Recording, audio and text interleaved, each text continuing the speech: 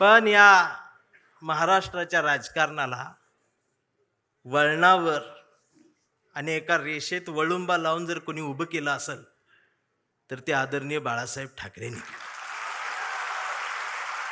एक अस्मिता दिली. मी सांगू, दोन मैत्रिणी रस्त्याने निघालेल्या होत्या आणि रस्त्यानं जाता जाता एकीच्या पायाला ठेच लागली. रस्त्यावरचा दगड धारदार होता.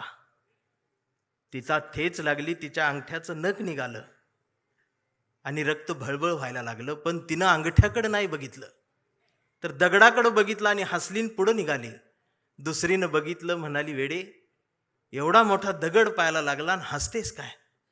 ती म्हणाली, जाऊ दे ग, दे सोडून. पुन्हा हसली. ती म्हणाली, थांब, चिंदी तरी बांध, दवाखान्यात चल. हसतेस काय? एवढा मोठा दगड पायाला लागलाय. ती हसत म्हणाली, दे ग सोडून.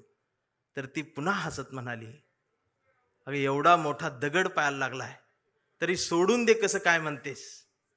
तिनं हसत उत्तर दिलं. ती म्हणाली, अगं, माहेरच्याच वाटेवरचा दगड होता, त्याचं एवढं वाईट वाटून काय घ्यायचं? म्हणजे माहेरच्या वाटेवरच्या दगडावर प्रेम करणाऱ्या लेकूरवाळ्या माहेरवाशींनी पुरींचा हा महाराष्ट्र झाला. पण सासरवाडीच्या हायवेवर असणाऱ्या खडकावर प्रेम करणारा जावई, महाराष्ट्रात असे जावई दोनच झाले.